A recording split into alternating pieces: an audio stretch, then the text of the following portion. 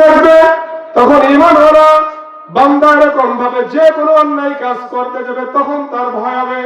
ওয়াম্মা মান খাফা মাকাম রাব্বিহি ওয়া নাহান নাফসা আনিল হাওয়া, যখন সে ঈমান থাকবে দিলের মধ্যে তখন সে অন্যায় কাজ যদি করতে যায় দিলের মধ্যে বাধা আসবে, আমি অন্যায় কাজটা করতেছি, দুনিয়ার কোন মানুষ যদি না দেখে আমি আমার মালিক তো দেখতেছে, আমি অন্যায় কাজ করা অবস্থায় কিভাবে আমি আমার মালিকের সামনে এরকম ভাবে উঠবো, এই কথা যখন স্মরণ থাকবে যে আমি আমার মালিকের দরবারে কিভাবে উঠবো, এই পর যদি বান্দা গুনাহ থেকে যখন বিরত থাকবে, আল্লাহ পাক রব্বুল আলামিন ঘোষণা করতেছেন ওই বান্দার জন্য, ওই বান্দির জন্য আল্লাহ তাআলা জান্নাতে তার ঠিকানা বানিয়ে দিবেন। বলেন সুবহানাল্লাহ। কেমন ঈমান আনতে হবে? আল্লাহ পাক রব্বুল আলামিন সূরা বাকারার শুরুতে বলতেছেন আমিনু কামা আমানান নাস, তোমরা ঈমান আনো যেভাবে সাহাবা আল্লাহর হাবিব রাসূল করিম সাল্লাল্লাহু আলাইহি ওয়াসাল্লামের সাহাবীগণ ঈমান এনেছে। ছোট্ট একটি ঘটনা, হযরত ওমর রাদিয়াল্লাহু তাআলা আনহু একবার মক্কার মধ্যে ঘোষণা হলো কে মুহাম্মদকে হত্যা করতে পারবে, তার কল্লা কে আনতে পারবে। তখন ওমর রাদিয়াল্লাহু তাআলা আনহু তখনই মুসলমান হয়নি, তিনি দাঁড়ায় বললেন আমি মুহাম্মদের কল্লা, আমি মুহাম্মদকে হত্যা করতে পারবো। তখন এই কথা বলে যখন হযরত ওমর রাদিয়াল্লাহু তাআলা আনহু ওই মজলিস থেকে চলে আসলেন, আসার পরে হযরত মুহাম্মদুর রাসূলুল্লাহ সাল্লাল্লাহু আলাইহি ওয়াসাল্লামকে হত্যা করার জন্য রওনা হয়েছে। পথিমধ্যে এক লোকের সাথে দেখা, বলতেছে তুমি কোথায় যাচ্ছ? বলতেছে আমি মুহাম্মদকে হত্যা করার জন্য যাচ্ছি।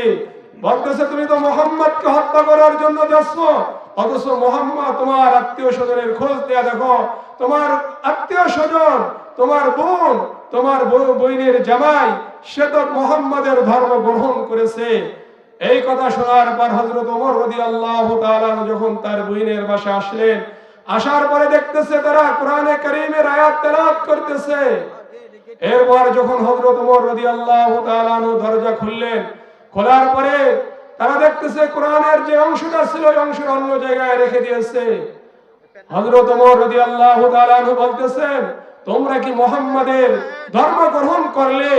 বইনি বলতেছে, বোন জামাই বলতেছে যদি তার ধর্ম যদি সত্য হয় তাহলে সমস্যা কোথায়? মুহাম্মাদের যে ধর্ম নিয়ে আসছে এই ধর্ম যদি সত্য হয় তাহলে সমস্যা কোথায়? এই কথা বলার পরেই হযরত ওমর রাদিয়াল্লাহু তাআলা তার বোন এবং তার বোনের জামাইকে অত্যন্ত প্রহার করার পরে অত্যন্ত প্রহার করলেন। প্রহার করার পরও হযরত ওমর রাদিয়াল্লাহু তাআলার বোন এবং তার বোনের জামাই কখনো তারা এই ঈমান থেকে দূরে সরে নাই। তাদের ঈমান কি পরিমাণ মজবুত ছিল, এত নির্যাতন করার পরও তারা ঈমান থেকে দূরে সরেনি। হযরত ওমর রাদিয়াল্লাহু তাআলা বলতেছেন তাহলে তোমরা যেই কোরআনে কারীমের আয়াতটা তেলাওয়াত করেছিলে সেই আয়াতটা কোথায়? এরপরে যখন তার বইনে আয়াতটা দিল, দেওয়ার পরে যখন সে পড়লেন, পড়ার পরে রাসূল করিম সাল্লাল্লাহু আলাইহি ওয়াসাল্লামের দরবারে চলে আসলেন।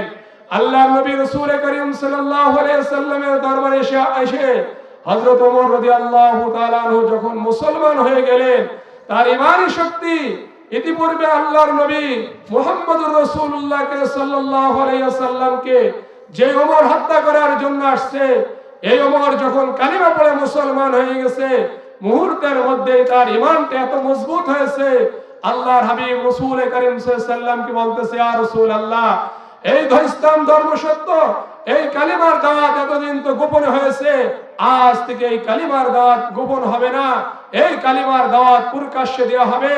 কাবার সামনে যে হযরত ওমর রাদিয়াল্লাহু তাআলা ঘোষণা করতেছেন, আসো বলো লা ইলাহা ইল্লাল্লাহ বলে ঘোষণা দিচ্ছে, আর কেউ তোমাদের মধ্যে এমন কেউ আছে আমার মোকাবেলা করার জন্য? তার স্ত্রীকে বিধবা করবে, তার সন্তানদেরকে এতিম করবে, তারাও ঈমান এনেছে। এইজন্য আল্লাহ তাআলা বলতেছেন আমিনু কামা আমানান নাস, তোমরা ঈমান আনো সাহাবীওয়ালা ঈমান।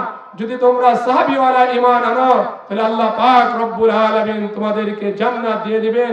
এই সূরার মধ্যে এই কথাই আল্লাহ পাক রব্বুল আলামিন বলতেছেন ওয়াল আসরি ইন্নাল ইনসানা লাফি খুসর ইল্লা আল্লাযীনা আমানু ওয়া আমিলুস সালিহাত, যারা ঈমান আনয়ন করবে এবং সৎ কাজ করবে তারা ব্যতীত দুনিয়াতে যত মুসলমান মানুষ আছে সমস্ত মানুষই ক্ষতিগ্রস্ত হয়ে যাবে, সমস্ত মানুষই জাহান্নামে চলে যাবে।